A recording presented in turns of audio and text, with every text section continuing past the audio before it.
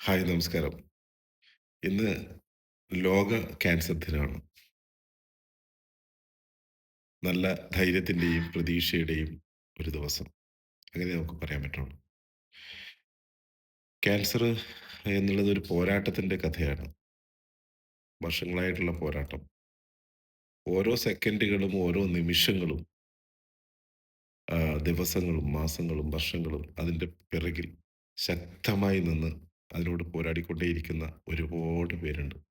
ഒരുപാട് ക്യാൻസർ ആഹ്, പോരാളികളുണ്ട്. അവർക്കൊക്കെ ഏഹ്, ആയുരാരോഗ്യ സൗഖ്യം നേരുന്നു.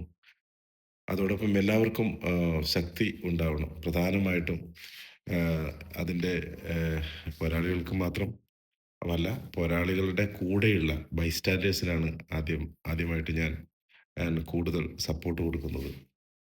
എന്തുകൊണ്ട് പറഞ്ഞു കഴിഞ്ഞാൽ അവര് അത്രത്തോളം കൂടെയുണ്ടെങ്കിൽ മാത്രമേ ഓരോ പോരാളികളും ക്യാൻസർ പോരാളികളും ആഹ്, ശക്തമായിട്ട് ആരോഗ്യമായിട്ട് മുമ്പോട്ട് വരുള്ളൂ.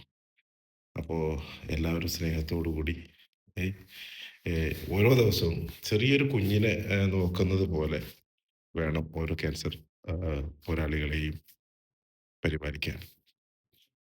പ്രധാനമായിട്ട് ഇപ്പം ഞാനിപ്പോൾ ഇവിടെ ലേഖയെ എൻ്റെ വൈഫ് ലേഖയെ ഒരു നിമിഷം പോലും ഒറ്റയ്ക്കിരുത്താൻ ശ്രമിക്കാറില്ല. ആ, ഈ ക്യാൻസർ പിടിച്ച ആ നിമിഷം മുതൽ ഈ നിമിഷം വരെ ഞാൻ മാറി കടന്നിട്ടില്ല. ആ, അതെന്തുകൊണ്ട് പറഞ്ഞു കഴിഞ്ഞാൽ അവൾക്കൊരു ഒറ്റപ്പെടൽ വേണ്ട. കാരണം ഒരു നിമിഷം പോലും അവള് ഈ ക്യാൻസറിന്റെ കുറിച്ച് ചിന്തിക്കേണ്ട ഒരു അവസരം കൊടുക്കാതിരിക്കുക എന്നുള്ളതാണ്. അതാണ് എനിക്ക് പറയാനുള്ളത്. അപ്പൊ എല്ലാവർക്കും ഇതുപോലുള്ള അവസ്ഥകൾ ഉണ്ടാകുമ്പോൾ ഇതിൽ നിന്ന് മാറി ചിന്തിക്കുക. മാക്സിമം സന്തോഷം കണ്ടെത്താനുള്ള ശ്രമം ഉണ്ടാക്കുക. പിന്നെ മാക്സിമം പ്രണയിക്കുക. പ്രണയമാണ് ഈ ലോകത്തിന്റെ ഏറ്റവും വലിയ സമാധാനം എന്നുള്ളത്. അപ്പൊ അതുകൊണ്ട് എല്ലാവരും നന്നായിട്ട് സ്നേഹിക്കുക. ലേഖ ഇപ്പൊ 2 ദിവസമായിട്ട് ചെറിയൊരു ക്ഷീണം. അതിപ്പോ ഇങ്ങനെ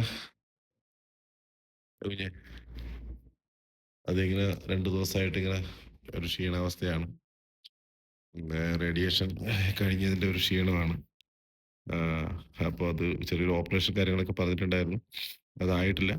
കുറച്ച് ദിവസം കഴിഞ്ഞിട്ടേ അതിന്റെ കാര്യങ്ങൾ നടക്കുള്ളൂ. പിന്നെ ബോണിന്റെ ഇഞ്ചക്ഷൻ വരുന്നുണ്ട്. അത് ചെയ്യണം.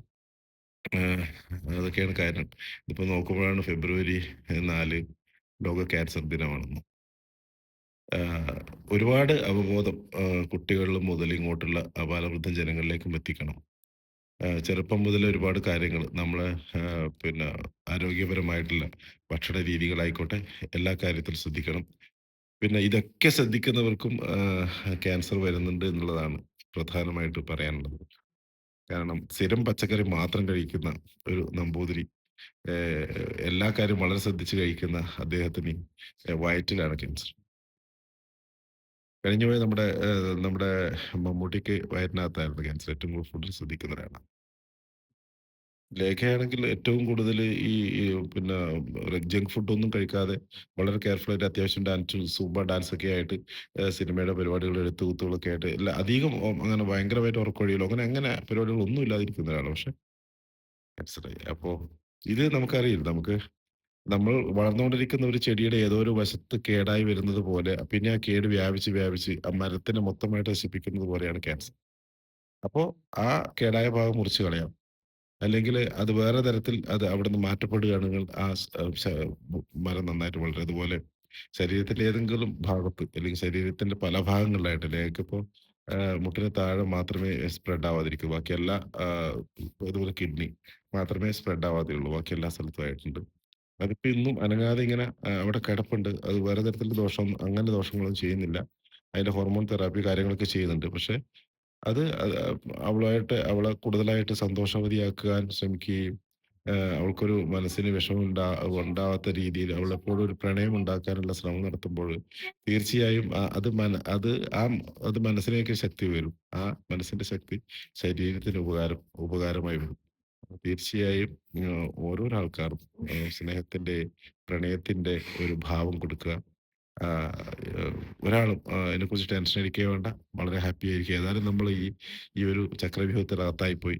അപ്പോ അവിടുന്ന് നമുക്ക് പൊരുതാം. ശക്തമായിട്ട് പൊരുതാം. ധൈര്യത്തോടു കൂടി പൊരുതാം. നല്ല പ്രതീക്ഷയോടുകൂടി പൊരുതാം. എന്തായാലും നമുക്കതിന് പുറത്ത് കടക്കാൻ പറ്റും. എല്ലാവർക്കും ആയുരാരോഗ്യ സൗഖ്യം നേരുന്നു. അതുപോലെ തന്നെ നമ്മുടെ ഫോളോ ചെയ്യുന്ന എല്ലാ ഫോളോവേഴ്സിനും ഒരുപാട്, ഒരുപാട് ഇഷ്ടം.